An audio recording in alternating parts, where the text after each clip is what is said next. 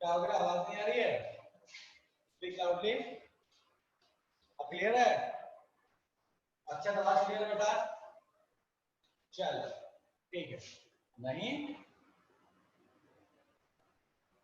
आवाज बहुत धीरे आ रहा है। जस्ट एक मिनट।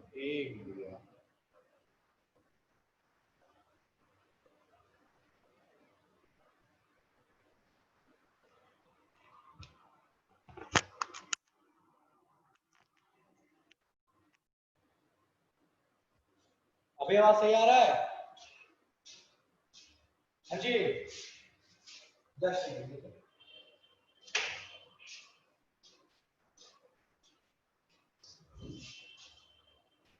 चलिए ठीक है।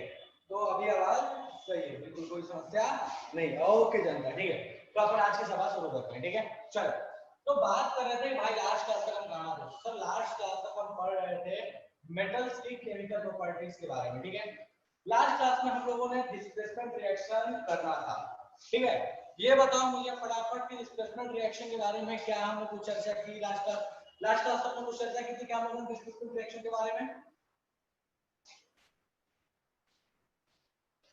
लास्ट क्लास में हम लोगों ने कहां तक पढ़ लिया था? मुझे फटाफट बताओ, हम लोगों ने कहां तक पढ़ लिया था?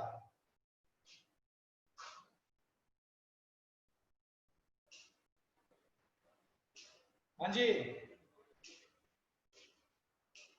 डिस्प्लेसमेंट रिएक्शन पढ़ लिया था। हाँ सर, डिस्प्लेसमेंट रिएक्शन पढ़ा था। रिएक्टिविटी सीरीज भी देखी थी नहीं देखी थी? जल्दी बोलो।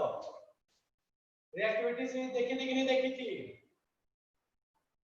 यार मैं चिल्ला रहा हूँ, तुम तो कुछ बोल ही नहीं रहे। ठीक है सर, आवाज बहुत धीरे आ रही है। ये सबको तो आवाज आ रही है, किसको किसको आवाज में समस्या हो रहा है भाई? किसको किसको लग रहा है आवाज नहीं आ रहा है? कोई बात नहीं, तुम अनम्यूट नहीं कर सकते हो, ठीक है, वो मैंने किया है, तुम अनम्यूट नहीं कर सकते, लेकिन किसी को आवाज में समस्या आ रही है। आवाज अभी बहुत धीरे आ रही है। अंशुल, अबे अंशुल बेटा, आप एक बार चेक करो, ठीक है। आपको शायद कुछ आपके टेक्निकल एरर है, इसलिए आपको आवाज नहीं आ रही है। बाकी लोगों को तो आवाज सही से आ रही है। तो और भी ऐसा है क्या जिसको आवाज नहीं आ रही है?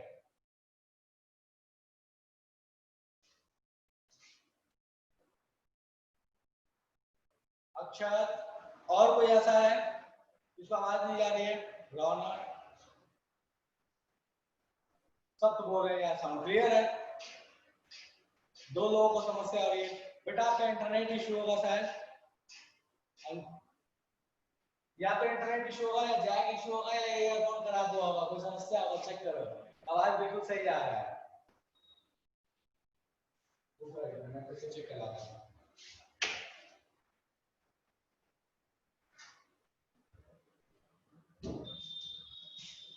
आवाज बिल्कुल सही है, ठीक है, साउंड बिल्कुल क्लियर है, कोई समस्या नहीं है। ओके, चल बात करते हैं अपन कि डिस्प्लेसमेंट रिएक्शन के बारे में हम लोगों ने कुछ चीजें पढ़ी थी, अब उसके आगे बढ़ रहे हैं, ठीक है। तो अपने को डिस्प्लेसमेंट रिएक्शन पता है कि सर डिस्प्लेसमेंट रिएक्शन क्या होता है, ओके। कैसे होता है ये भी मेरे को बता दो। एक एग्जांपल दो मुझे, फटाफट ये देख के बताओ कि यहाँ पे इस केस में रिएक्शन होगा या नहीं होगा। डिस्प्लेसमेंट रिएक्शन मैंने आपको पढ़ा दिया है, बस मुझे ये बताना कि यहाँ डिस्प्लेसमेंट रिएक्शन होगी या नहीं होगी। सिंपल, इतना सा कहानी, होगी या नहीं होगी। एक एग्जांपल लिख रहा हूँ मैं यहाँ, ठीक है।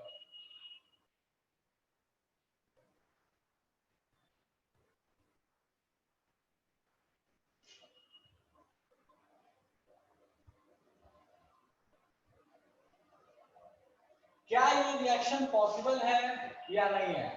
इज इट पॉसिबल और नॉट? मतलब मैं सही टिका लाऊं कि गलत टिका लाऊं? फटाफट मुझे मैसेज करके बताओ।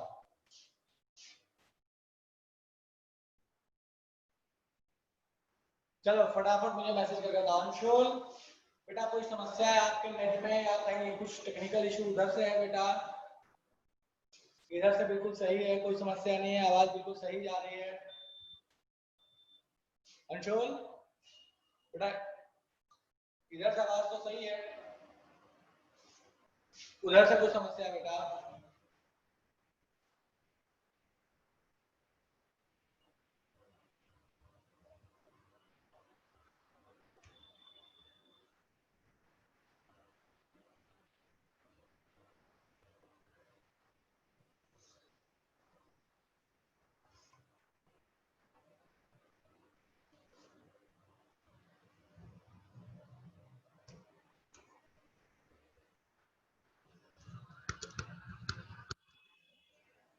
ये रिएक्शन हो सकती है या नहीं हो सकती है, फटाफट चेक करके बताओ मुझे।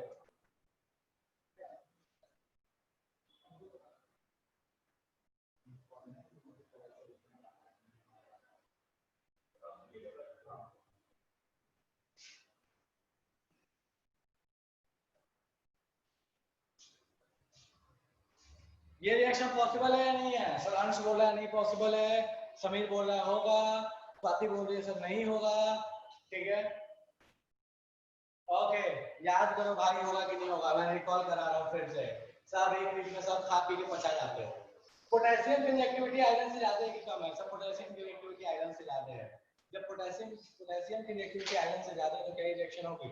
नहीं सर, ये रिएक्शन नहीं होगी। क्यों नहीं होगी? क्योंकि अपने को पता है कि हाई रिएक्टिव लो रिएक्टिव को रिप्लेस कर सकता है, मतलब ये हाई रिएक्टिव नहीं है, इसकी रिएक्टिविटी कम है, इसकी रिएक्टिविटी ज्यादा है, तो ये इसको डिस्प्लेस नहीं कर सकता, ये इसको डिस्प्लेस नहीं कर सकता, मतलब ये रिएक्शन पॉसिबल नहीं है। आपको तो पता है कि डिस्प्लेसमेंट रिएक्शन तभी पॉसिबल है जब यहाँ पे उल्टा होता है, मतलब ये होता है ऐसे पास अपने पास FeNO3 का ट्वाइस प्लस के, ये जो होता है यहाँ पे बनता है KNO3 और साथ में बनता है Fe। ये रिएक्शन पॉसिबल थी कब? जब ये हाई रिएक्टिव जो है वो लो रिएक्टिव को उसके कंपाउंड से डिस्प्लेस कर सकता है, लेकिन लो रिएक्टिव हाई रिएक्टिव को उसके कंपाउंड से डिस्प्लेस नहीं करेगा। ये लो रिएक्टिव या हाई रिएक्टिव कैसे पता? रिएक्टिविटी टेबल से। कोई ऐसा है जो कहना चाहता है कि सर समझ में नहीं आया, जादू हो गया है? कोई कहना चाहता है कि सर ये चीज समझ में नहीं आई है?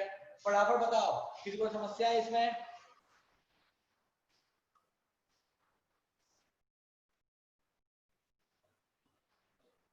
कोई ऐसा है जो कहना चाहता है कि सर इसमें समस्या है, समझ में नहीं आया? चलो ठीक है, तो मैं बस आपको रिकॉल करा रहा था कि भाई साहब कब रिएक्शन हो सकता है, कब रिएक्शन नहीं हो सकता। ठीक है, अब एक क्वेश्चन दिया गया, वो क्वेश्चन कुछ ऐसा है। ठीक है, यहाँ देखो,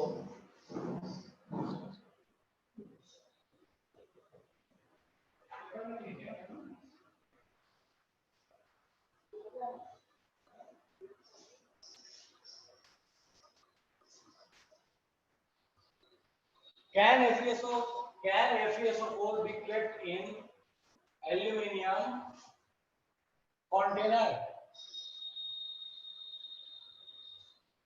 ठीक है, पहला क्वेश्चन, एक्सप्लेन विथ रीजन। ठीक है, क्या FeSO4 को एल्यूमिनियम कंटेनर में रख सकते हैं? अगर रख सकते हैं तो क्यों रख सकते हैं, और नहीं रख सकते तो क्यों नहीं रख सकते? फटाफट इसको एक्सप्लेन करो, सोच के, जबरदस्ती वाला काम मत करना, सोच के करना। ठीक है, आराम से मैं टाइम दे रहा हूँ, अपने पास 3 मिनट टाइम है, 3 मिनट में करो, कोई जल्दी नहीं है, मेरे को 3 मिनट टाइम है अपने पास। 3 मिनट का आराम सोच के बताओ कि ये कर सकते हैं या नहीं कर सकते हैं। एल्यूमिनियम, मेरे पास एल्यूमिनियम का पतीला है, ठीक है, एल्यूमिनियम कुकर ले लिया, एल्यूमिनियम के कुकर में, एल्यूमिनियम के कुकर में क्या मैं आयरन सल्फेट को रख सकता हूँ या नहीं? सोच लो आराम से, फिर सोच के आंसर देना। ठीक है, और क्यों? मैं जो बोलोगे मैं उसको ऑडियो ऑन करूंगा, लेकिन 3 मिनट का टाइम दे रहा हूँ, 3 मिनट बाद ऑडियो ऑन करके मुझे एक्सप्लेनेशन के साथ चाहिए। करो फटाफट, करो जल्दी।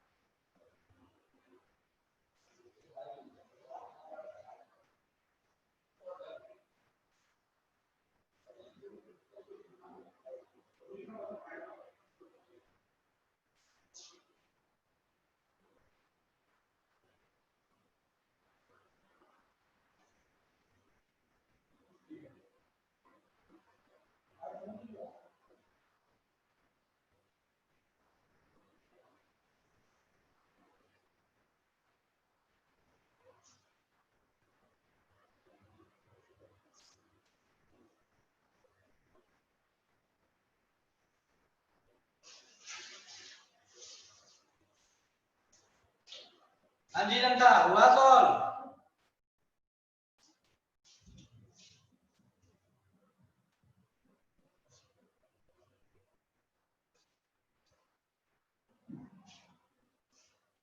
स्वाति बोलिए सर हम नहीं रख सकते हैं, ठीक है मैं देखता हूँ एक एक करके आंसर बोलता हूँ। आशुतोष बोल रहा है sir Fe will react with aluminium तो हम नहीं रख सकते हैं, ठीक है ओके। समीर बोल रहा है नहीं सर नहीं रख सकते because aluminium is reacting with iron. चलो ठीक है, तो मैक्सिमम जनता बोल रही है कि सर हम इसको नहीं रख सकते हैं, इसलिए नहीं रख सकते हैं क्योंकि आयरन जो होता है, आयरन वो एल्यूमिनियम से लेस रिएक्टिव है, एल्यूमिनियम से लेस रिएक्टिव है, तो एल्यूमिनियम Fe2O4 के साथ रिएक्ट कर जाएगा, Fe2O4 में से Fe को मार के भगा देगा और खुद से यहाँ पे चला जाएगा। कितनों को इसमें समस्या है, जो मैंने बोला उसमें समस्या है नहीं सर समझ में नहीं आया, जादू हो गया, फटाफट बोलो। कितने ऐसे जो कहना चाहते थे समस्या है, जादू हो गया, तो आपने क्या ही बता दिया, लगता है दूसरे प्लैनेट की कोई चीज बता दी, जल्दी बोलो।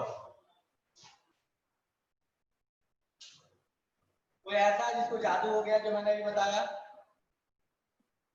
सबसे पूछ रहा हूँ भाई, इतने लोग और आंसर 2 लोगों का आता नहीं सर, कोई समस्या नहीं है। अंशुल बाबू समस्या ये है कि एल्यूमिनियम की रिएक्टिविटी हाई होती है और आयरन की लो होती है, तो एल्यूमिनियम चूंकि हाई रिएक्टिव है तो लो रिएक्टिव को उसके कंपाउंड में से मार के भगा सकता है, तो उसके कंपाउंड में से मार के भगाएगा मतलब रिएक्शन होगा, रिएक्शन होगा मतलब उस कंटेनर में आप उसको नहीं रख सकते, उस कंटेनर में उसको नहीं रख सकते, मतलब उस कंटेनर में आप कंपाउंड को नहीं रख सकते, ठीक है चलेगा? चलो ठीक है, अब कोई समस्या नहीं है, लिख ठीक है सर प्लीज। मैं अपने स्टाइल में नहीं कर रहा, अरे भाई मैं अपने स्टाइल में नहीं कर रहा क्या, क्या है? चलो ठीक है ओके, तो भैया एल्यूमिनियम तो यहाँ आयरन को मार के भगा देगा और फिर उसके यहाँ पे चला आएगा, लेकिन देखो बात क्या है, यहाँ पे फैक्ट बताता हूँ, ठीक है एक फैक्ट, फन फैक्ट है ऐसे समझो, ठीक है कभी एग्जाम में तुम्हारे क्वेश्चन आए तो बोलना कि हाँ सर रिएक्शन होगा, क्यों होगा, क्योंकि एल्यूमिनियम ऊपर आता है Fe नीचे आता है, तो एल्यूमिनियम इसको मार के भगाएगा और रिएक्शन हो जाएगा, इसलिए नहीं कर सकते। लेकिन प्रैक्टिकल लैंग्वेज, प्रैक्टिकल के टर्म में कुछ बताता हूँ, प्रैक्टिकली अगर आप प्रेशर कुकर ले लो, प्रेशर कुकर नॉर्मली आयरन का रहता है, सॉरी नॉर्मली एल्यूमिनियम का रहता है, ठीक है बहुत कम लोग ऐसा नहीं जो आयरन का प्रेशर कुकर देखे होंगे, आता है बट बहुत कम लोगों के घर में यूज होता है, ठीक है तो स्टील का ओके। तो बोलता क्या है कि प्रेशर कुकर में अगर मैं FeSO4 के सॉल्यूशन को रख दूं तो क्या होगा, मैं बार बार बोलता हूं सॉल्यूशन ध्यान रखना, FeSO4 में FeSO4 का सॉल्यूशन अगर मैं प्रेशर कुकर में रख दूं तो क्या होगा, प्रेशर कुकर का एल्यूमिनियम है कुछ नहीं, अगर FeSO4 के सॉल्यूशन को मैंने डाल दिया है एल्यूमिनियम के प्रेशर कुकर में तो रिएक्शन नहीं होगी, मतलब यहाँ पर प्रोबेबिलिटी कोई चीज आती है, थोड़ा बहुत हो सकता है हो नहीं तो नहीं भी हो, कोई दिक्कत नहीं है, हो सकता है 99% चांस है कि नहीं होगा, ये फन फैक्ट बता रहा हूँ, ठीक है इसका आंसर कोई मतलब नहीं सर हाँ ये आंसर होता है, नहीं आंसर यही है कि रिएक्शन होगी, ठीक है क्यों मैं बता रहा हूँ, समझो इसके रीजन को समझो, ये रीजन बहुत काम की चीज है, ठीक है जो आपके पास एल्यूमिनियम की जितनी बर्तन देखते हो, जितने यूटेंसिल्स देखते हो बेटा उसके साथ एक खासियत है, मैं आपको लास्ट क्लास में शायद बताया था,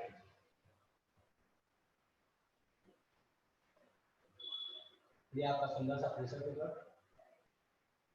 ठीक है मेरे डायग्राम को मत जाना, ओके इसको जल्दी से मत लगाना, हाँ जी ठीक है चीज कर ओके, तो कहता है अगर इंडक्शन वाला तो सब यहाँ पे भी होगा, ठीक है चलो, तो बोलता है देखो होता ही है, ये जो प्रेशर कुकर है sir sir I style of teaching and explaining is awesome, अच्छा क्या बात है बस ठीक है ओके अच्छा बेटा थैंक यू।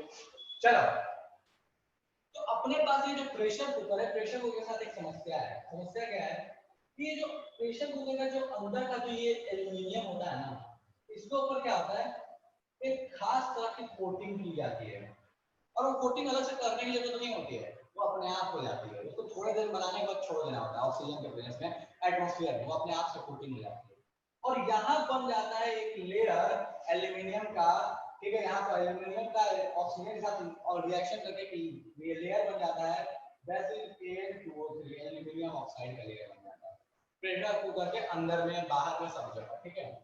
और ये एल्यूमिनियम ऑक्साइड इतना ज्यादा स्ट्रांग होता है, इतना स्ट्रांग होता है कि अगर तुमने इसमें FeSO4 को रख भी दिया तो इस Fe को डायरेक्ट एल्यूमिनियम के कांटेक्ट में आने ही नहीं देगा। पहले एल्यूमिनियम ऑक्साइड एकदम पतला सा थिन सा लेयर बना होता है, तो वो थिन सा लेयर क्या करता है ना, एक्चुअल एल्यूमिनियम और आयरन सल्फेट या FeSO4 या फेरस सल्फेट, इन दोनों के बीच में एक क्या करता है, बीच में एक बॉर्डर का काम करता है, डिवीजन का काम करता है, जिस वजह से ये FeSO4 डायरेक्ट एल्यूमिनियम के कांटेक्ट में आ ही नहीं पाता, प्योर एल्यूमिनियम के कांटेक्ट में, ना कि एल्यूमिनियम ऑक्साइड। इस वजह से यहाँ पे ये रिएक्शन थोड़ी मुश्किल हो जाती है, ठीक है। यहाँ पे इसीलिए ये रिएक्शन जो है वो थोड़ी सी मुश्किल हो जाती है। तो हम कहते क्या है, फन फैक्ट में ध्यान रखना, ये एल्यूमिनियम ऑक्साइड, ये एल्यूमिनियम ऑक्साइड एक ऐसे कंपाउंड में से है, ध्यान रखना, ये एक ऐसे कंपाउंड में से है जो एल्यूमिनियम को रस्टिंग होने के बाद ये आता है, बेसिकली कोरोजन, ऐसे बोलोगे कोरोजन होने के बाद ये एल्यूमिनियम ऑक्साइड बनता है। और एल्यूमिनियम ऑक्साइड कोरोजन का वो प्रोडक्ट है जो एल्यूमिनियम को सेव करता है फर्दर रिएक्शन होने से। और इसीलिए अगर आपको याद हो तो बेटा आज के टाइम में बहुत सारे व्हीकल्स या इवन एरोप्लेन्स या बहुत सारी चीजें जो हम बनाते हैं जिनके सरफेस पे हमको बहुत ज्यादा फोर्स, जिनके सरफेस पे बहुत ज्यादा स्ट्रेंथ चाहिए होता है, जिनके सरफेस पे बहुत ज्यादा फोर्स का एक्सपोजर होता है, वहां पे एल्यूमिनियम का यूज किया जाने लगा है आज के टाइम में रैदर देन आयरन। रीजन क्या है, आयरन स्ट्रॉन्ग है, ओके है, लेकिन हेवी बहुत ज्यादा है, आयरन लाइट वेट भी है, और अगर उसके ऊपर एल्यूमिनियम ऑक्साइड बन गया तो सरफेस इतना स्ट्रॉन्ग हो चुका है कि अब उसको कोई कुछ बिगाड़ नहीं सकता। और यही रीजन है कि यहाँ पे भी हम एल्यूमिनियम के प्रेशर कुकर बनाते हैं, इसलिए कि अंदर में इतना हाई प्रेशर क्रिएट होता है, इस हाई प्रेशर को अगर प्योर एल्यूमिनियम होगा तो नहीं झेल पाएगा, लेकिन एल्यूमिनियम ऑक्साइड के लेयर बनने के बाद ये इतना स्ट्रॉन्ग हो जाता है कि उसको झेल जाता है।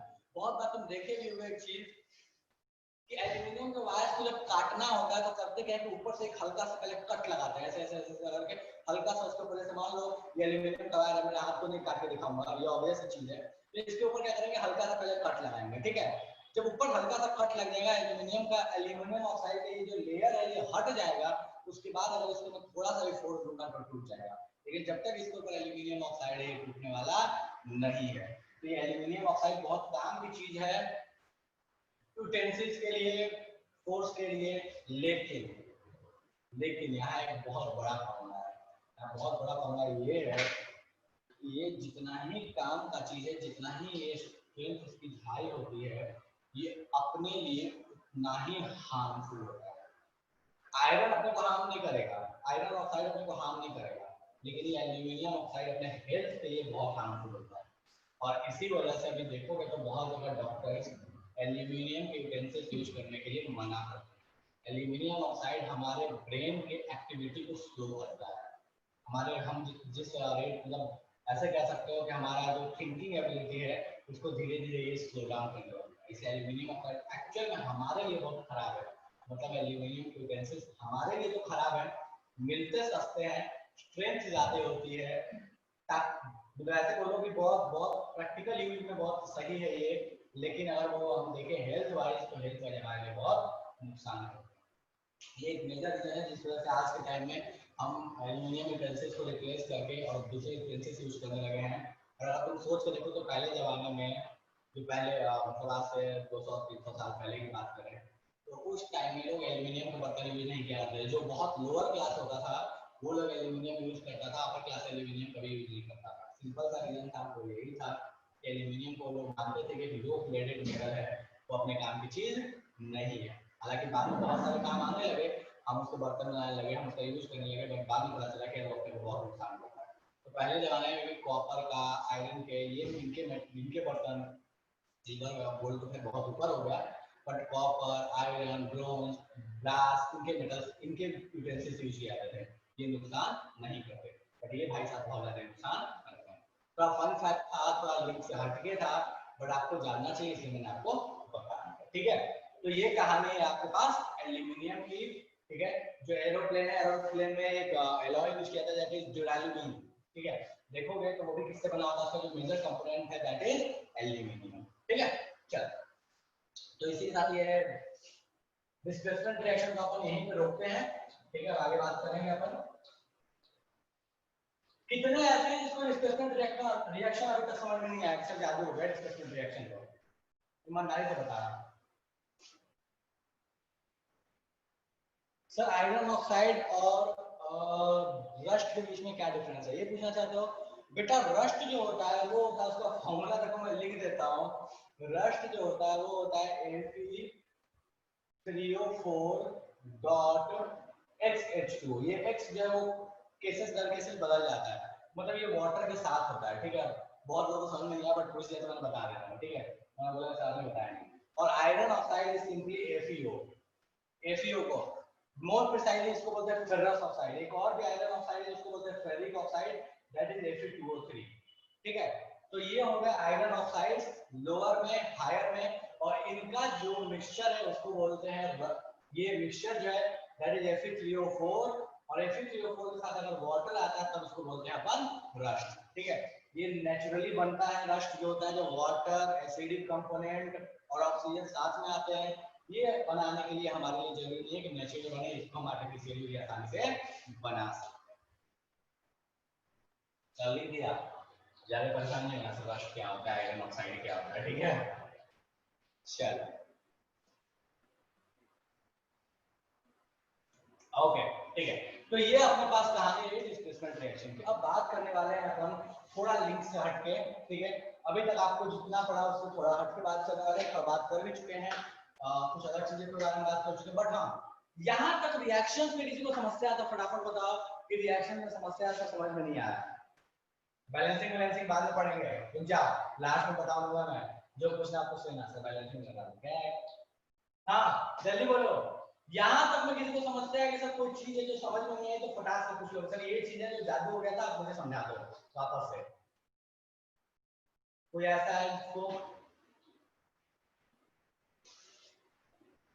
लुब्रिकेंट क्या होता है? अरे भाई लुब्रिकेंट क्या होता है, जहां पे देखो देख लुब्रिकेंट क्या होता है, ये जो है ये जो मार्कर देखो इसको मुझे मूव कराने के लिए थोड़ा टाइट लग रहा है, ठीक है। लेकिन इसमें मैं ऑयल डालूंगा आसानी से मूव करेगा, मतलब लुब्रिकेंट उस चीज को बोलते हैं जो फ्रिक्शन, रिलेटिव फ्रिक्शन को कम कर दे, उन चीजों को बोलते हैं लुब्रिकेंट। जैसे ऑयल्स होते हैं, ग्रेफाइट भी एक तरीके का लुब्रिकेंट होता है, ठीक है, सॉलिड लुब्रिकेंट बोलते हैं ग्रेफाइट को। चलो ठीक है, कोई किसी को समस्या नहीं है। हाँ अभी अनम्यूट नहीं कर सकते हो, ठीक है। चलो हाँ ग्रीस हो गई एक, ग्रीस तो मतलब ठीक है यार, ग्रीस नहीं होता ग्रीस होता है, ठीक है। ग्रीस ग्रीस जगह का नाम है, ग्रीस बोलते हैं उसको। अरे ठीक है यार, हम बिहारी लोग हैं, कुछ भी बोलते हैं, बस फीलिंग आनी चाहिए, फीलिंग समझ में आनी चाहिए। मैंने बताया मास्टर जी समझ गए, काम खत्म, खेल खत्म हो गया। चलो ठीक है, तो अब बात करते हैं कि हाउ रिएक्शंस हैपन, ठीक है। तो मेरा नेक्स्ट टॉपिक है हाउ रिएक्शंस हैपन।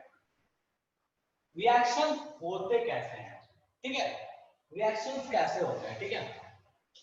तो इसका एक बेसिक सा कॉन्सेप्ट है, पहले उस कॉन्सेप्ट को समझते हैं, ठीक है। रिएक्शन होने के लिए सबसे बेसिक कॉन्सेप्ट है जो कहा गया कि हर एटम चाहता है, हर एटम चाहता है कि उसका ऑक्टेट कंप्लीट हो जाए, ठीक है। तो पहली चीज है टू कंप्लीट ऑक्टेट। अब ये तो नाम ही कुछ ज्यादा खराब होता है सर, ऑक्टेट क्या चीज होता है पहले तो ये बताओ, ठीक है। मैं बता रहा हूँ इसको, बस फिलहाल ध्यान रखो, अगली क्लास में इसको एक्सप्लेन करके एग्जांपल के साथ बताऊंगा, ठीक है। टू कंप्लीट ऑक्टेट,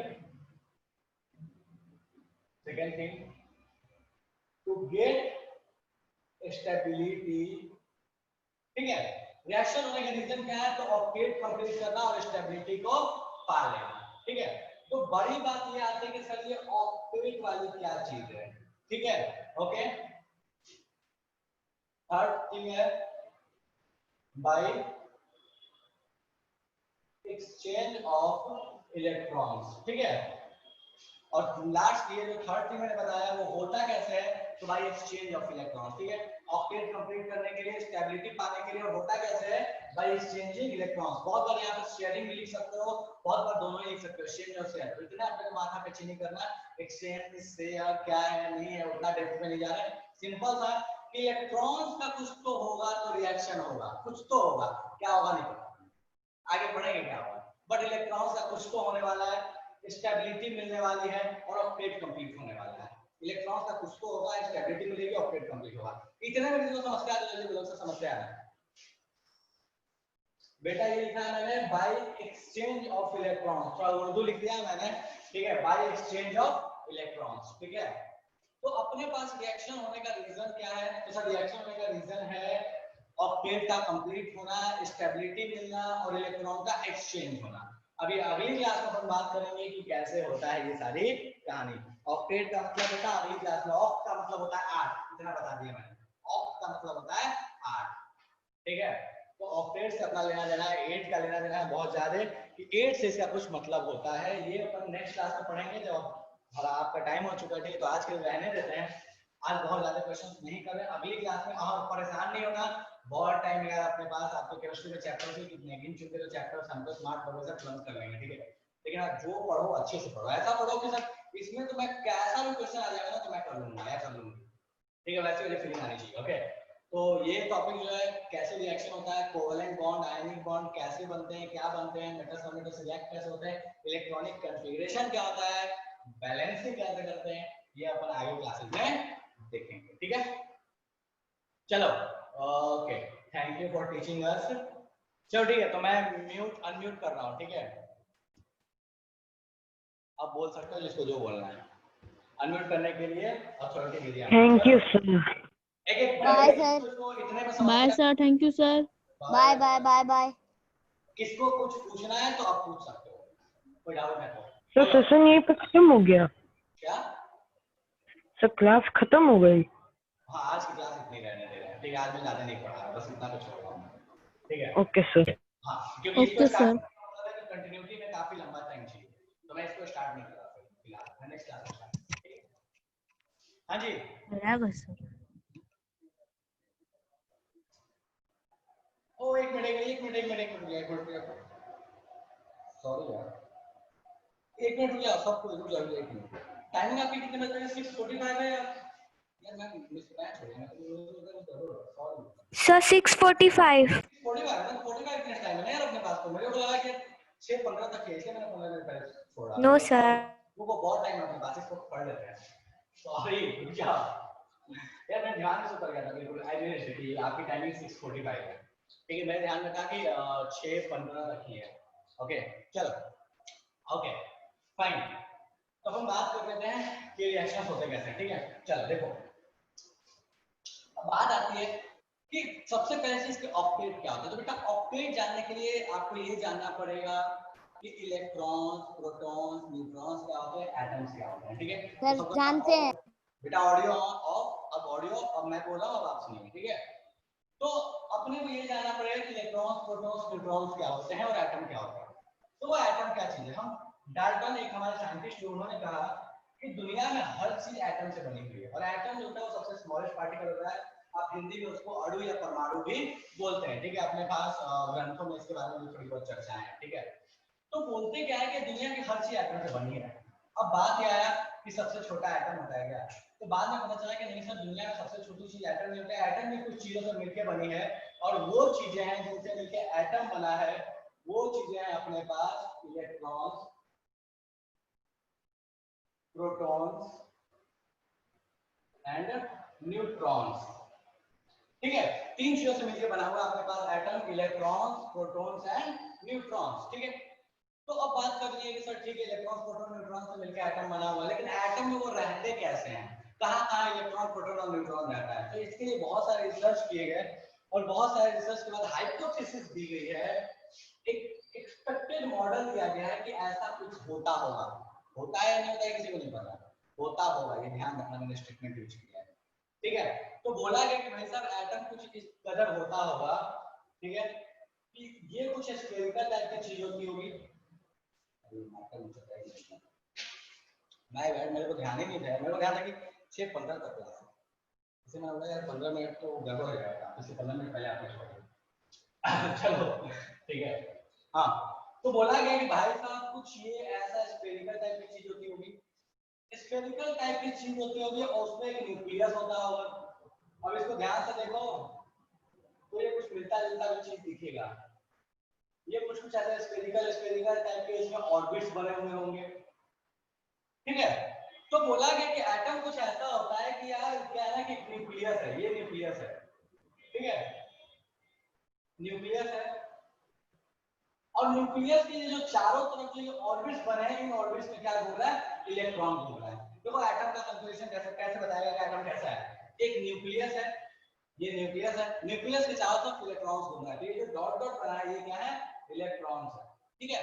तो न्यूक्लियस के चारों तरफ इलेक्ट्रॉन्स घूम रहे हैं, फिक्स जगह पे घूम रहे हैं, तो बोलते हैं कि ऑर्बिट्स में घूम रहे हैं। और अगर इसको धीरे अगर इसको आराम से ध्यान दोगे तो कुछ जाना पहचाना लगा होगा सोलर सिस्टम जैसा, बीच में सब चारों तरफ कौन घूम रहे हैं, प्लैनेट्स घूम रहे हैं, ठीक है। तो बिल्कुल वैसे ही कहानी अपने पास एटम की है, बीच में न्यूक्लियस, चारों तरफ से क्या घूम रहा है, इलेक्ट्रॉन घूम रहा है। दूसरी चीज, ये जो न्यूक्लियस है इस न्यूक्लियस में अपने पास कौन कौन है, तो प्रोटॉन है और न्यूट्रॉन है।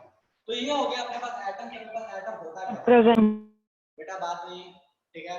अब तो एटम होता क्या था, तो एटम ऐसा है कुछ कि बीच में न्यूक्लियस है, न्यूक्लियस में प्रोटॉन न्यूट्रॉन और इलेक्ट्रॉन उसके चारों तरफ क्या कर रहा होता है, घूम रहा होता है, रिवॉल्व कर रहा होता है, रोटेट कर रहा होता है, ठीक है। इतने में किसी को समस्या है तो फटाफट बताओ कि सर समस्या है, समझ में नहीं आई, एटम क्लियर है। चल अब होता क्या है कि सर ये तो समझ में आ गया, लेकिन दूसरी चीज है कि हमें ये कैसे पता चलेगा कि किसी इलेक्ट्रॉन प्रोटॉन किसी एटम में इलेक्ट्रॉन प्रोटॉन न्यूट्रॉन कितने हैं, आपको तो सब समझ में आता है, हमको कैसे समझ में आएगा। तो ये पता करने का तरीका है आपका पीरियोडिक टेबल, जो आपको पीरियोडिक टेबल से पता हमें ये चल जाता है कि अपने पास कितने नंबर ऑफ इलेक्ट्रॉन्स है, कितने नंबर ऑफ प्रोटॉन्स है, कितने नंबर ऑफ न्यूट्रॉन्स है, ये तीनों चीजें पता चल जाती हैं, ठीक है। तो मैं आपको ये समझा देता हूँ कि तीनों चीजें पता कैसे चलती है, ठीक है। चलो तो इनको पता करने का तरीका कुछ ऐसा है कि आपको कोई भी मान लो कोई भी एलिमेंट दे दिया, कोई भी आइटम दे दिया, मान लो मैंने बात करना चाहता हूँ मैं नाइट्रोजन की, तो ऐसे देखोगे पीरियोडिक टेबल, तो पीरियोडिक टेबल में नाइट्रोजन को देखोगे यार तो ऐसे लिखा हुआ रहेगा, एक नंबर लिखा रहेगा इसमें 7 और एक नंबर लिखा रहेगा 14, दो तरीके का नंबर लिखा होगा, एक 7 लिखा होगा, एक 14 लिखा होगा, ठीक है। तो जो छोटा नंबर है, जो स्मॉल नंबर है वो आपको बताता है नंबर ऑफ प्रोटॉन और नंबर ऑफ इलेक्ट्रॉन, तो में से कुछ भी बोल सकते हो। तो जो छोटा नंबर है वो क्या बताता है कि नंबर ऑफ प्रोटॉन्स या नंबर ऑफ इलेक्ट्रॉन्स कितने हैं, ठीक है। Difference between larger and smaller number, ये अपने को बताता है, देखो पहली चीज ये हो गई, दूसरी चीज ये हो गई, difference between larger and smaller number अपने को बताता है नंबर ऑफ न्यूट्रॉन्स, ठीक है। देखो तीनों चीज अपने को पता चल चुकी है, क्या पता चल चुका, जो छोटा वाला नंबर है वो बताएगा अपने को नंबर ऑफ प्रोटॉन्स, जो बड़ा वाला नंबर है वो बड़ा वाला नंबर में से छोटे वाले नंबर को, difference between larger and smaller number, difference जो है मतलब बड़े वाले में से छोटे वाले को माइनस कर दो, वो जो नंबर आएगा वो बताएगा नंबर ऑफ न्यूट्रॉन। तो आपको तीनों चीजें पता चल चुकी है एटम में कैसे पता करेंगे, इलेक्ट्रॉन प्रोटॉन न्यूट्रॉन, कैसे, छोटा नंबर सिंपली इलेक्ट्रॉन भी बताएगा प्रोटॉन भी बताएगा, मतलब इलेक्ट्रॉन और प्रोटॉन का नंबर क्या होता है, बराबर होता है। न्यूट्रॉन कैसे पता चलेगा, तो बड़े में से छोटे वाले को माइनस कर दो, खेल खत्म हो जाएगा, चलेगा। तो फटाफट बताओ इसमें नंबर ऑफ इलेक्ट्रॉन्स कितने हैं, नंबर ऑफ प्रोटॉन्स कितने हैं, तो सर नंबर ऑफ इलेक्ट्रॉन्स या नंबर ऑफ प्रोटॉन्स जो होंगे वो 7 हो जाएंगे। नंबर ऑफ न्यूट्रॉन्स कितना होगा, तो सर बड़े नंबर में से छोटे को माइनस करो, डिफरेंस 4 - 7 मतलब कितना होगा 7। तो अपने पास नंबर ऑफ इलेक्ट्रॉन प्रोटॉन या न्यूट्रॉन ये तीनों ही कितने आ गए हैं, 7 आ चुके हैं। फटाफट ये बताओ किसको कोई खोपड़े में नहीं गए, फटाफट मुझे मैसेज करके बताओ कि सर ये चीज तो समझ में नहीं आई, पता नहीं आपने कोई दूसरे लायक की चीज बता दी, जादू हो गया सर एक बार फिर से बता दीजिए कि मैं लीव कर दिया था। कोई बात नहीं, दो नंबर आपको कोई भी आइटम के साथ दिखेंगे, पीरियोडिक टेबल खोलना उसमें देखना दो नंबर आपको लिखा हुआ दिखेगा, ढंग का पीरियोडिक टेबल होगा तो क्वेश्चन ये पॉइंट ये, तो उसमें जो दो नंबर होगा उसमें जो छोटा वाला नंबर होगा वो बताता है अपने को नंबर ऑफ इलेक्ट्रॉन या नंबर ऑफ प्रोटॉन, मतलब दोनों बराबर होगा, उसको नंबर ऑफ इलेक्ट्रॉन्स भी बोल सकते हो, नंबर ऑफ प्रोटॉन्स भी बोल सकते हो, दोनों ही बोल सकते हो, ठीक है। उसके लिए एक वर्ड यूज करते हैं दैट इज एटॉमिक नंबर, उतना नहीं जा रहा, ठीक है। तो यहाँ पे जो छोटा नंबर है, इन दोनों में छोटा नंबर कौन है, 7, नॉर्मली छोटा वाला नीचे लिखा रहेगा, बड़ा वाला ऊपर लिखा रहेगा, तो छोटा वाला जो है वो नंबर बताएगा नंबर ऑफ प्रोटॉन्स या नंबर ऑफ इलेक्ट्रॉन्स, और जो ऊपर वाला नंबर है, जो बड़ा वाला नंबर है, वो अपने को क्या बताएगा, तो वो डायरेक्टली कुछ नहीं बताएगा, ऐसे बाद में पता चलेगा आपको कि वो मास बताता है, फिलहाल के लिए आपको कुछ नहीं बताएगा। तो बड़े वाले में से छोटे वाले को माइनस कर लोगे तो आपको नंबर ऑफ न्यूट्रॉन आ जाएगा। दो चीजें, छोटा वाला सीधे इलेक्ट्रॉन और प्रोटॉन, बड़े वाले में से छोटे वाले को माइनस करो तो न्यूट्रॉन। अब क्लियर है? कोई ऐसा है जो कहना चाहता है कि सर ये तो जादू हो गया, समझ में नहीं आया, फटाफट बताओ। तो इसमें समझ आया न्यूट्रॉन प्रोटॉन इलेक्ट्रॉन कैसे पता करेंगे? सर न्यूट्रॉन कितना होगा, बड़े में से छोटे को माइनस कर दिया तो 7 आ गया। प्रोटॉन और इलेक्ट्रॉन कितना होगा, तो इलेक्ट्रॉन प्रोटॉन कितना होगा, तो सर 7 होगा, क्योंकि छोटा वाला नंबर क्या है, 7 है। कोई ऐसा है जो कहना चाहता है कि सर अभी भी जादू हो गया, समझ में नहीं आया, जल्दी बोलो। नहीं, न्यूक्लियस न्यूट्रॉन नहीं होता, न्यूक्लियस में प्रोटॉन और न्यूट्रॉन दोनों होते हैं। फिर से बोल रहा हूं, छोटा नंबर यहां पढ़ो, small number, number of proton और number of electron, difference between larger and smaller number, number of neutron. Clear है? क्लियर है? छोटा नंबर प्रोटॉन, बड़ा नंबर में से छोटे वाले को माइनस करो तो न्यूट्रॉन। ठीक है, चलो मैं कुछ क्वेश्चन दे रहा हूं, मुझे फटाफट बताओ इसमें इलेक्ट्रॉन प्रोटॉन और न्यूट्रॉन कितने हैं। ठीक है, इस टेबल को अपने से फिल करो, मैं देख तो नहीं सकता बट अपने से फिल करना। ठीक है, इलेक्ट्रॉन्स, प्रोटॉन और न्यूट्रॉन कितना है। ठीक है, EPN लिखा है मैंने, इलेक्ट्रॉन प्रोटॉन और न्यूट्रॉन कितना है, मैं यहाँ पे लिख रहा हूँ एलिमेंट।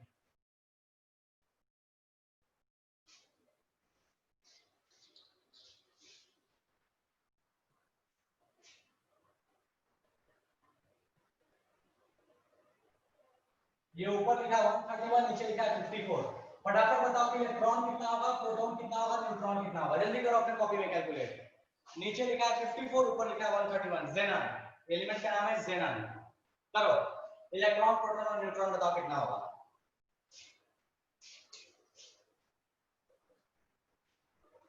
जल्दी कीजिए बेटा।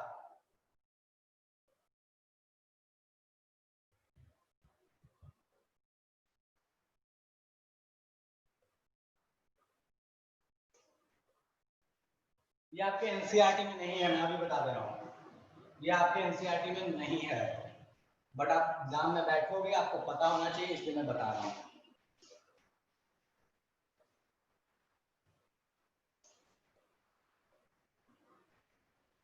इलेक्ट्रॉन प्रोटॉन न्यूट्रॉन जल्दी बताओ। चलो अब पूछते हैं, इलेक्ट्रॉन्स कितने होंगे, जल्दी बोलो, इलेक्ट्रॉन कितना होगा। पहला क्वेश्चन, इलेक्ट्रॉन कितना होगा, सबके आंसर चाहिए मुझे यार, देखो नहीं करोगे तो फिर मैं पढ़ाऊंगा नहीं, मैं छोड़ दूंगा। ठीक है, मैं ये चीज नहीं पढ़ाऊंगा, संस्कृत प्राइवेट छोड़ दूंगा, तो कोई एक्स्ट्रा चीज नहीं पढ़ाऊंगा फिर। आशुतोष का आया, समीर का आया, बस 2 आंसर आए हैं, 15 लोग हैं, बस 2 आंसर आए हैं, रिमेनिंग सोचो कितने बाकी हैं। आर्य का आया, आशुतोष का आया, देखो सब आंसर दोगे नहीं तो मैं आगे बढ़ूंगा नहीं। न्यूट्रॉन नहीं पता, कोई बात नहीं। इलेक्ट्रॉन कितने भैया, इलेक्ट्रॉन कितना ये तो बताओ। ठीक है, अच्छा आशुतोष कोई बात नहीं, इलेक्ट्रॉन कितने हैं।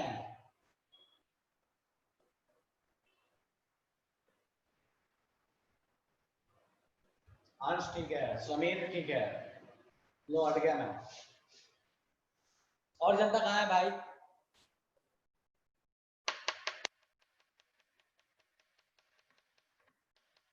इलेक्ट्रॉन कितना है, क्या है ओके रौनक बेटा फिर से देखो। अरे भाई कैसे कर रहा है रौनक, मैं बोल के थक गया, फिर से बोल। जो छोटा नंबर है वही होगा इलेक्ट्रॉन का नंबर, जो छोटा नंबर है वही होगा प्रोटॉन का नंबर। भैया इस दोनों में छोटा नंबर कौन है, 54 है, तो इलेक्ट्रॉन अपने पास कितने हो जाएंगे, 54, प्रोटॉन कितना हो जाएगा, 54। मैंने क्या बोला है, small number equals to number of proton और नंबर ऑफ इलेक्ट्रॉन, तो number of proton number of electron कितने होंगे, जो छोटा वाला नंबर होगा, छोटा नंबर कौन है, 54 है, 54 हो गया। कितनों का अभी भी खोपड़े में नहीं गया, ईमानदारी बताओ, इसे समझ में नहीं आया अभी भी, क्या करना है मेरे को ऐसा फील हो रहा है कि मैंने बेकार ही पढ़ाने की चीज छोड़ ही देना चाहिए, बस एनसीईआरटी पढ़ा देना चाहिए, फायदा है क्या?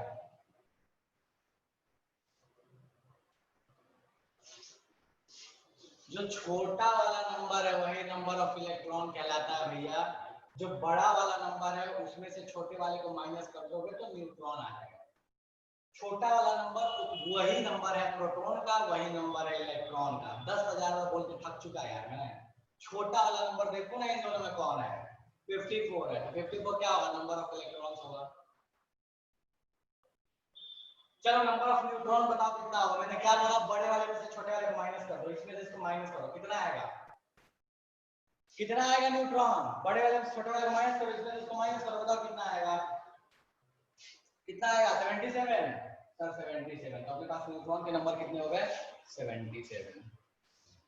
यार इसमें मतलब इसमें कौन सा 30 मार्क का वाला काम करना था?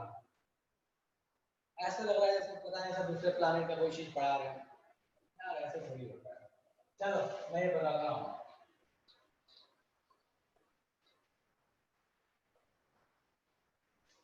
यहाँ लिख रहा हूँ मैं सोडियम, ऊपर में 23, नीचे में 11 है। बताओ नंबर ऑफ इलेक्ट्रॉन्स कितने होंगे?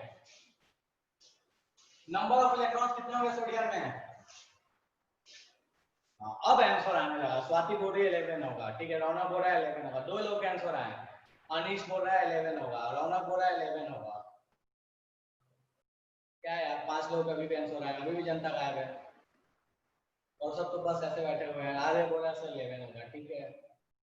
और कहाँ हो भाई? सौम्या बोल रही है 11 होगा, अनीश बोल रहे हैं, ठीक है न्यूट्रॉन सही है बेटा। समीर बोला अब ठीक है। कितनों को अभी भी समझ में नहीं आया कैसे इलेक्ट्रॉन निकालना है नंबर?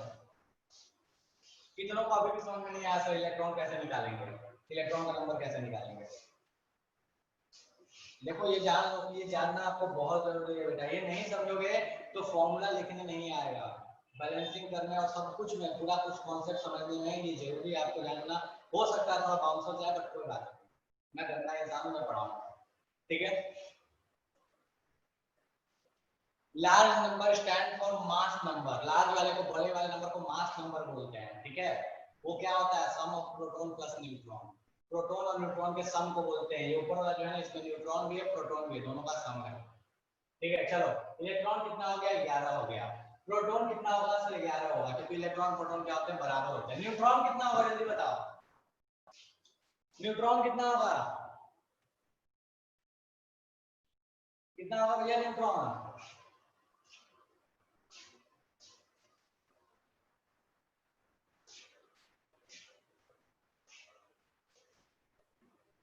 अब आ रहा है आंसर। चलो ठीक है, तो बड़े वाले में से छोटे वाले को माइनस कर दिया तो कितना आ गया सर? 12 आ गया। तो अपने पास नंबर ऑफ न्यूट्रॉन कितने आ गए तो सर 12 आ गए। अरे भाई 23 में से 11 माइनस करेगा तो 13 कैसे आ गया भाई अंशुल? कैसे आ गया 13? मतलब 23 में से 11 माइनस करने पे 13 आता है? क्या बात है, गजब। हम सर 8th क्लास में था तो तुम लोग के मार के, ठीक है। चलो तो ये क्लियर है, number of protons, number of electrons, number of neutrons कैसे लिखते हैं ये बताओ मुझे फटाफट। ये क्लियर है? गुड। चलो अब आगे आते हैं। मैंने ये क्यों बताया? अब क्वेश्चन ये आता है कि सर ठीक है न्यूट्रॉन और प्रोटॉन में तो समस्या नहीं है क्योंकि वो तो सेंटर में रहते हैं, न्यूक्लियस में रहते हैं। इलेक्ट्रॉन तो बाहर घूमता है। तो फर्स्ट ऑर्बिट में पहले वाले में कितना होगा, दूसरे वाले में कितना होगा, तीसरे वाले में कितना होगा, ठीक है। तो यहाँ पे अपने पास एक चीज आती है that is configuration of electron. कि भाई साहब आपके फर्स्ट ऑर्बिट में कितना इलेक्ट्रॉन, सेकंड में कितना इलेक्ट्रॉन, थर्ड में कितना इलेक्ट्रॉन, ये अपने कैसे पता करेंगे, ठीक है। तो देखो इसको पता करने का क्या तरीका है, ठीक है। ऑर्बिट्स, फर्स्ट ऑर्बिट में मैक्सिमम 2 इलेक्ट्रॉन हो सकता है,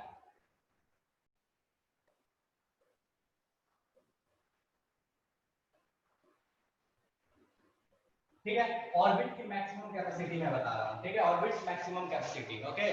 ऑर्बिट की मैक्सिमम कैपेसिटी। तो पहले ऑर्बिट में 2 इलेक्ट्रॉन हो सकता है, दूसरे वाले में 8 इलेक्ट्रॉन हो सकता है, ठीक है। पहले वाले में 2, दूसरे वाले में 8, तीसरे वाले में मैक्सिमम 18 इलेक्ट्रॉन हो सकता है, ठीक है। तो पहले में 2, दूसरा में 8 और तीसरा में 18, ये मैक्सिमम नंबर ऑफ इलेक्ट्रॉन हो सकते हैं। इससे इसका मतलब हुआ कि भाई साहब पहले वाले में 2 से अधिक इलेक्ट्रॉन तो तुम नहीं रख सकते, चाहे कुछ भी करो, चाहे नाक तोड़ लो अपना, 2 से अधिक इलेक्ट्रॉन नहीं रख सकते। दूसरे वाले में 8 से अधिक इलेक्ट्रॉन नहीं रख सकते, तीसरे वाले में 18 से अधिक इलेक्ट्रॉन नहीं रख सकते। इसके आगे की बात मैं आपके लिए नहीं कर रहा, ठीक है। कोई ऐसा है जिसको ये समझ में नहीं आया? फर्स्ट ऑर्बिट, ये है सेकंड ऑर्बिट, यहाँ पर आपका न्यूक्लियस था, ये है सेकंड ऑर्बिट, और ये हो गया आपके पास थर्ड ऑर्बिट, ठीक है। यहाँ पे 3 बना दिया, यहाँ 2 बना दिया, यहाँ 1 बना दिया, ठीक है। कोई ऐसा है जो कहना चाहता है सर समझ में नहीं आया? देखो मैंने क्या बताया अभी कि एटम में ऑर्बिट्स होते हैं, ऑर्बिट्स में इलेक्ट्रॉन्स होते हैं। ऑर्बिट्स क्या है? जो न्यूक्लियस के चारों तरफ जो जगह है उसको ऑर्बिट बोले। जैसे अपने पास भैया कौन है, अर्थ एक ऑर्बिट में घूमता है, जुपिटर एक ऑर्बिट में घूमता है, मर्क्यूरी एक ऑर्बिट में घूमता है। उसी तरीके से इलेक्ट्रॉन्स जो है वो न्यूक्लियस के चारों तरफ ऑर्बिट्स में घूमते हैं। तो पहले ऑर्बिट में मैक्सिमम 2 इलेक्ट्रॉन आ सकते हैं, लेकिन देखो प्लैनेट के साथ क्या है कि एक ऑर्बिट में एक ही प्लैनेट रहता है, लेकिन इलेक्ट्रॉन्स के साथ नहीं है, एक ऑर्बिट में एक से अधिक भी इलेक्ट्रॉन रह सकते हैं। तो पहले वाले में जहां मर्क्यूरी घूमता है जैसे सन के चारों तरफ, तो वहां पे एक ही मर्क्यूरी घूमेगा उस ऑर्बिट में, लेकिन उस ऑर्बिट में एटम के अंदर में 2 इलेक्ट्रॉन्स रह सकते हैं। तो बोला कि भैया पहले ऑर्बिट में 2 इलेक्ट्रॉन रहेंगे। मर्क्यूरी के बाद कितने इलेक्ट्रॉन्स आएंगे? 8 आएंगे, ठीक है। वेनस जहां पे अपने पास कितने इलेक्ट्रॉन्स आ जाएंगे? तो 8 आ जाएंगे, ठीक है। उसके बाद कितना आ जाएंगे? 18 आ जाएंगे। तो सिंपल सा मतलब ये हुआ कि पहले ऑर्बिट में मैक्सिमम 2 इलेक्ट्रॉन्स आते हैं, दूसरे वाले में मैक्सिमम 8 इलेक्ट्रॉन आता है, और तीसरे वाले में मैक्सिमम 18।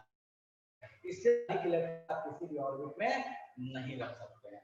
ये आपकी मैक्सिमम कैपेसिटी है इलेक्ट्रॉन्स को रखने की। इतना किसी खोपड़े में नहीं गया, ये सब पता नहीं, आपको जादू बता रहे हो।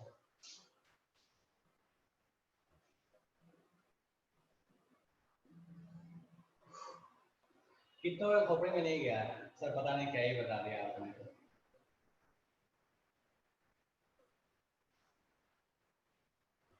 जल्दी बताओ ईमानदारी से, मैं वेट कर रहा हूँ। कोई ऐसा बोलना चाहता है इसको समझ में नहीं आ रहा, मैं आ गया पानी पी के।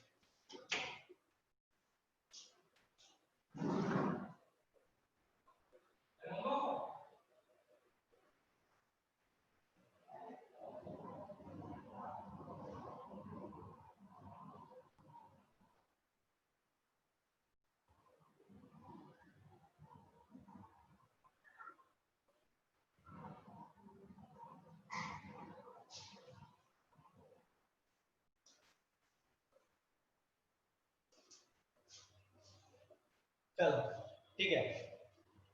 तो पहले वाले में मैक्सिमम 2 इलेक्ट्रॉन, दूसरे वाले में 8, तीसरे वाले में 18 हो सकता है, ठीक है। अब क्वेश्चन ये आता है कि सारे एटम में ऑब्वियस है कि नंबर ऑफ इलेक्ट्रॉन्स अलग अलग है, तो ऑर्बिट्स में कितने इलेक्ट्रॉन आएंगे वो भी कहानी बदलेगा। तो उसी चीज को अपन बोलते हैं कॉन्फ़िगरेशन। उसी चीज को बोलते हैं कि किसी भी इलेक्ट्रॉनिक कॉन्फ़िगरेशन, हम उसी चीज को बोलते हैं भाई साहब किस ऑर्बिट में कितना आ रहा है, ये पता चलता है अपने को कॉन्फ़िगरेशन से, ठीक है। तो यहाँ पे देखो मैं समझा रहा हूँ, जादू होने वाली चीज है, तो प्रेम से देखना, हड़बड़ाना नहीं।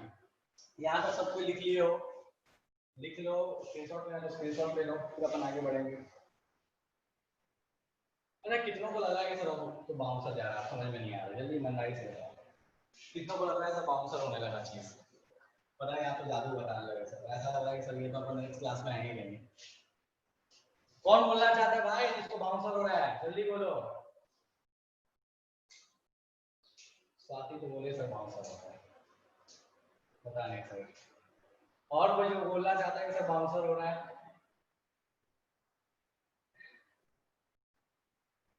क्या बात है, समीर बोला सर कोई मैजिक नहीं, मजा आ रहा है। सौम्या बोले नहीं सर कोई समस्या नहीं है। चलो ठीक है। तो पहले में 2, दूसरे में 8, तीसरे में 18 रख सकते हो, ठीक है। अब मैं इसको मिटा रहा हूँ, चलो एग्जांपल यहीं नीचे में लिखता हूँ। सोडियम अभी जस्ट मैंने बताया था, सोडियम में कितने इलेक्ट्रॉन्स थे? तो सर सोडियम में 11 इलेक्ट्रॉन था ना। सोडियम में 11 इलेक्ट्रॉन था। मुझे फटाफट बताओ कि कितने कितने इलेक्ट्रॉन्स तुम इसको ऑर्बिट में डालोगे, किस ऑर्बिट में कितने इलेक्ट्रॉन होंगे, ये कैसे बताओगे? तो सर 11 इलेक्ट्रॉन है, अपने को ऑर्बिट में फिल करना है इलेक्ट्रॉन। पहले ऑर्बिट में मैक्सिमम कितने, ऐसे समझ लो 11 बॉल लेके चलेंगे हम, एक बाल्टा है, उस बाल्टा में 11 बॉल डाल दिए, अब उसको मुझे जगह जगह पे पुट करते जाना है। बताओ कि अगर मेरे पास 11 इलेक्ट्रॉन्स है तो मैं पहले ऑर्बिट में कितना मैक्सिमम डाल सकता हूँ, 2। तो मेरे पास फर्स्ट ऑर्बिट में कितना आ जाएगा? कोई ऐसा इसमें समझ में नहीं आया कि 2 कैसे रखा? ऐसा है ना कि 11 इलेक्ट्रॉन लेके चले, पहले ऑर्बिट में जगह ही कितना है, 2 इलेक्ट्रॉन रखने का, तो 2 डाल दिया। फिर आगे बढ़े तो दूसरे ऑर्बिट में कितना इलेक्ट्रॉन डाल सकते हो? तो सर दूसरे ऑर्बिट में 8 डाल सकते हैं, 8। तो अपने पास बचा कितना है 2 डालने के बाद? 2 डालने के बाद अपने पास 9 बचा है, तो दूसरे वाले में कितना डाल देंगे? 8। अब तीसरे वाले में कितना डालेंगे? तो सर तीसरे वाले तक जाते हैं तो अपने पास बचा है कितना, 1 इलेक्ट्रॉन। तीसरे वाले में कितना आ जाएगा? 1 हो जाएगा। इसको किसी खोपड़ी में नहीं गया, सोडियम वाली कहानी। ये सोडियम वाली कहानी किसको खोपड़े में नहीं गया है कि सर 2 8 1 इलेक्ट्रॉन्स होंगे, फर्स्ट में 2 इलेक्ट्रॉन, सेकंड में 8 इलेक्ट्रॉन, थर्ड में 1 इलेक्ट्रॉन। ईमानदारी से बताओ सौम्या सर 8 18 देखो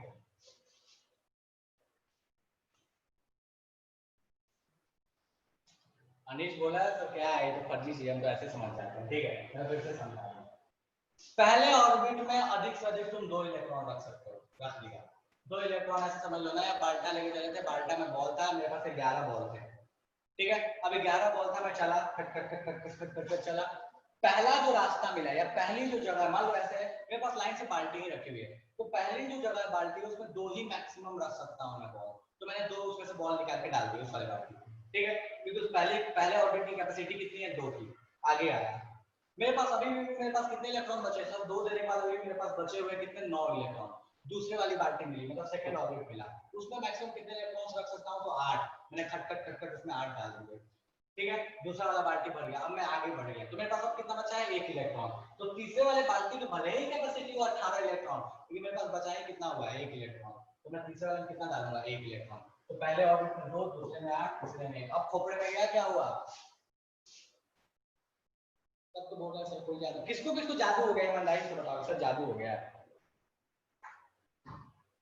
जल्दी बताओ कि सर जादू हो गया, समझ में नहीं आया ये, ऐसा लग रहा है सर कुछ तो रिसर्च कर रहे हैं अपन, जल्दी बोलो किसको किसको जादू हो गया है। चलो दूसरे एग्जांपल के साथ और बेटर समझ में आएगा, ठीक है। मेरे पास है मान लो ऑक्सीजन, ऑक्सीजन में टोटल नंबर ऑफ इलेक्ट्रॉन्स मैं बता देता हूं 8 हो गया, 8 होते हैं। बताओ इसको कैसे फिल करें 8 इलेक्ट्रॉन्स को, जल्दी बताओ फटाफट। पहले ऑर्बिट में कितना, 8 इलेक्ट्रॉन बाल्टी में लेके चला, खट खट खट खट में गया, पहला जो मुझे बाल्टी मिला जो रखा हुआ उसमें 2 ही डाल सकते हो, देखे हो ना, वो कौन सा होता है, 2 ही सिटी वाला जो शो आता है, क्या नाम है उसका, खतरों के खिलाड़ी वाला, वैसे कुछ नाम है, ठीक है। तो 8 बॉल लेके चला, पहले वाले में 2 ही डाल सकता हूं क्योंकि उसकी कैपेसिटी है 2 की, तो 2 डाल दिया, बचा कितना मेरे पास 6। आगे बढ़ा, दूसरे वाले की कैपेसिटी कितनी है, 8 की, बचा मेरे पास कितना है 6, तो दूसरे वाले में कितना डाल दूंगा, 6, खेल खत्म हो गया। किसको किसको ये दोनों एग्जांपल जल्दी ईमानदारी से बताओ, किसे समझ में नहीं आया है। स्वाति सही है बेटा, good. Anish good. Third zero क्यों लिखूंगा, जीरो लिखने की जरूरत नहीं होती, नहीं भरा तो छोड़ दो, खाली छोड़ दो, कोई समस्या नहीं है, जीरो लिखने की जरूरत नहीं होती कभी भी। कितनों को ये दोनों एग्जांपल समझ में नहीं आया, जल्दी बताओ कि सर ये दोनों जादू हो गया, समझ में नहीं आया। बेटा थर्ड में लिखने की जरूरत ही नहीं है ना, थर्ड में नहीं आया तो नहीं लिखे, इलेक्ट्रॉन आएगा तो जीरो लिखो और नंबर तो लिखो, खाली बाल्टी पड़ा हुआ है, ऐसे कोई मतलब ही नहीं है अपने को उससे। 8 इलेक्ट्रॉन, पहले में 2, कैपेसिटी थी 2 की, बचा कितना 6, दूसरे में 6, खेल खत्म, ठीक है। चलो एक और एग्जांपल करते हैं फटाफट, मैं मिटा रहा हूँ, एक और एग्जांपल कर रहा हूँ, ठीक है। मैं इस ऊपर वाले चीज को मिटा रहा हूँ, लिखते चलना है इसको, ठीक है, इलेक्ट्रॉनिक कॉन्फ़िगरेशन लिखते चलना। चलो मेरे पास है यहाँ हीलियम, हीलियम में होते हैं 4 इलेक्ट्रॉन, बताओ इसका कॉन्फ़िगरेशन क्या आएगा, 4 इलेक्ट्रॉन, बताओ इसका configuration, sorry 2 electron, my bad, 2 electron, बताओ इसका कॉन्फ़िगरेशन क्या होगा, सॉरी 2 इलेक्ट्रॉन्स हैं, 2 ही हैं, तब इसका कॉन्फ़िगरेशन क्या होगा, सिर्फ 2, क्योंकि पहले वाले में कितना आएगा सर, 2 ही आएगा, उसके बाद वाला लिखने की जरूरत नहीं है, ठीक है। चलो कोई और लेते हैं, मान लो मेरे पास है लिथियम, लिथियम इसमें होते हैं 3 इलेक्ट्रॉन, फटाफट बताओ इसका कॉन्फ़िगरेशन क्या लिखें, फटाफट बताओ लिथियम का कॉन्फ़िगरेशन क्या लिखें, क्या बात है, जीरो नहीं लगाते बेटा, zero, good, Anish good, Priyanshu good, Swati गड़बड़ है, आर्या सही है, अंशुल सही है, समीर सही है,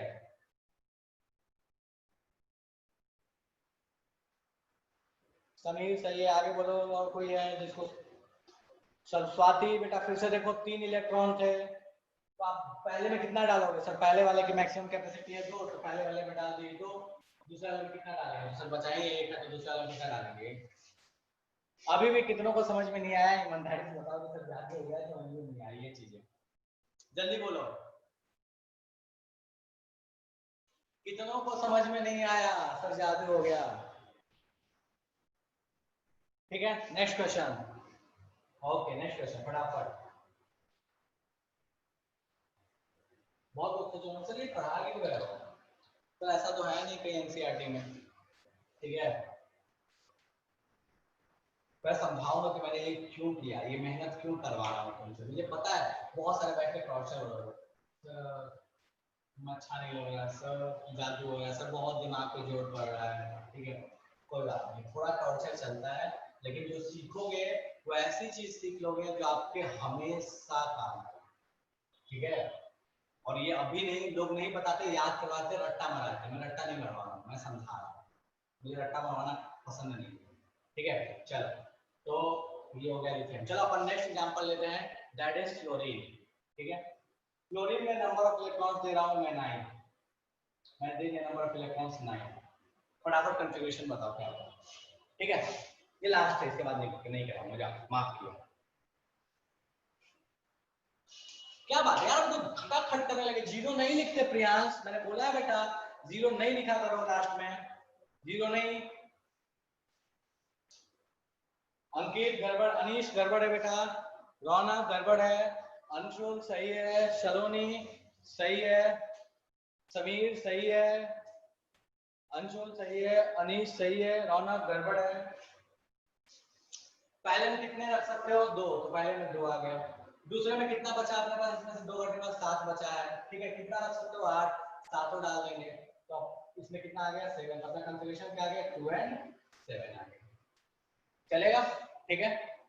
चलो ठीक है, तो अपना सेकंड वाला कंफिगरेशन क्या रखा है? अच्छा मुझे ईमानदारी बताओ, कितने आज क्लास में परेशान हो गए, टॉर्चर हो गए सर, हम तो टॉर्चर हो गए। ईमानदारी से बता, मजा आया तो सब मजा आया, टॉर्चर हो गए तो टॉर्चर हो गए, ठीक है। ईमानदारी से बताओ कितनों को? सर क्या बात है, अंशुल बोला सर कोई मैजिक नहीं हुआ, मुझे लगा बोलेगा सर जादू हो गया, ऊपर चला गया। सर मजा आ रहा है, क्या बात? अनीश बोला है मजा आ रहा है, नहीं कितने टॉर्चर हो गए? सच सच बताओ। एक स्वाति तो बोली थी सर परेशान हो गई मैं तो। समीर बोला सर बहुत मजा आया, क्या बात है, गजब। नहीं नहीं ऐसा तो ठीक है, मजा तो आया वो तो मुझे पता है, लेकिन हाँ कुछ परेशान हुए हो। कौन कौन परेशान हुआ? रौनक बोला सर मजा आया, बड़ा मजा आया, क्या बात है। आज टॉर्चर कौन हुआ? चलो मैं ऑडियो ऑन करने का परमिशन देता हूँ, मुझे बता रहा है कि सर मैं तो परेशान हो गया, परेशान हो गई। सौम्या बोले से मजा आया, क्या बात है। चलो जो परेशान हो गए मुझे ऑडियो ऑन करने का परमिशन, ऑडियो ऑन करके बोल सकते हो सर आज आपने पढ़ाया ना, हमको लगता है सर परेशान हो गए सर, टॉर्चर हो गए सर, ऐसा लग रहा है कि सर फटने लगा, पता नहीं बहुत सारी चीजें ऐसे ही बार आ गई। ऐसा है सर, मैं वो शुरू में परेशान हुआ था, शुरू में परेशान हुआ था बट बाद में मजा आया, क्या बात है। चलो ठीक है, हाँ जी, अरे बोलो कोई तो बोलो। स्वाति कहाँ गई? स्वाति क्या है बेटा?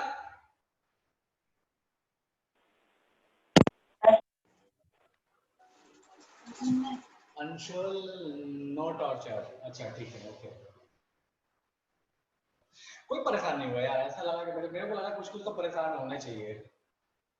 नहीं यार मैं मजाक कर रहा हूँ, मैं कभी नहीं ज्यादा परेशान हूँ, मैं चाहता हूँ कि आपको चीजें जानो, समझो उनको, ठीक है। ये सर मैं परेशान हूँ। कौन है भाई? अक्षत है ना? No sir, no sir. बेटा बेटा बेटा बेटा अक्षत परेशान हो गया, ठीक है। तो अक्षत बोला है कि सर ये चीजें मत पढ़ाना, ठीक है। तो मैं और क्लास वालों को बोलता हूँ भाई कि अक्षत बोला है सर ये चीजें मत पढ़ाना। No sir, no problem. ठीक है ठीक है, चलो। तो मुझे पता है कि थोड़ी सी चीजें परेशान करने वाली थी, ठीक है, आई नो, ठीक है। मुझे मुझे पता है, मैं पढ़ाता हूँ इसलिए मुझे बहुत अच्छे से पता है, बट हाँ आपके लिए जरूरी है ताकि आप आगे की चीजों को समझ पाओ। जो आपको मैं एक्चुअल केमिस्ट्री समझाना चाहता हूँ, इससे पहले तो केमिस्ट्री था ही नहीं था, ठीक है। तो एक्चुअल केमिस्ट्री समझने के लिए चीजें आनी चाहिए, ठीक है। तो ठीक है, तो अपन आज क्लास यहीं पे खत्म करते हैं। इलेक्ट्रॉनिक कॉन्फ़िगरेशन आपको मैंने बता दिया। एक प्यारा सा आपको होमवर्क दे दे रहा हूँ, उसको आप आराम से घर पे करके आइएगा, ठीक है, दैट इज नियम। एटॉमिक नंबर है 10, कॉन्फ़िगरेशन क्या होगा, बिल्कुल आसान सा कॉन्फ़िगरेशन होगा, सब कोई कर सकते हो, ठीक है। And second one is sir homework को ग्रुप में सेंड कर दीजिएगा ना। बेटा यहाँ लिख दिया ना, इसमें क्या समस्या है, नियन में 10, सर क्या करना है? मैग्नीशियम का 12, इलेक्ट्रॉनिक कॉन्फ़िगरेशन लिखना है, जैसे ये लिखना है और क्या, ठीक है। तो अगली क्लास में जब मिलेंगे तो इन दोनों का इलेक्ट्रॉनिक कॉन्फ़िगरेशन आप लेके आइएगा, ठीक है। चलो ओके सर, बाय सर। अगले तो क्लास आज की सभा समाप्त से करते हैं, अगले ठीक है। क्लास से पहले हाँ, की स्वाति बोलिए बेटा, एक एक करके बोलो, पहले अक्षर बोल लो, क्या बोलो, बोलो। Bye sir. स्वाति बोलो बेटा। Bye sir. Bye bye sir. आई सर मेरा number a purple thermometer forms a long solution like ball which applied on the wound at antiseptic, ठीक है। आयोडीन बेटा, number iodine, Swati that is iodine. नहीं है। Bye sir. Bye बेटा, bye bye. Sir हाँ बोलो। Bye sir, good night sir. Bye bye bye bye बेटा, bye. चलो केमिस्ट्री के अगले क्लास से पहले की कल के क्लास से पहले? बेटा अगले क्लास, केमिस्ट्री जब अगली क्लास होगी तब, ठीक है। Okay sir. मैं ज्यादा बाय होमवर्क सर। नहीं देगा, कुछ ज्यादा होमवर्क नहीं है। Okay sir, bye sir, good night sir. Okay bye bye, good bye night. Sir. चलो ठीक है, मैं bye session sir, and thank करता यू हूँ। सर। Good night. चलो गुड नाइट सर।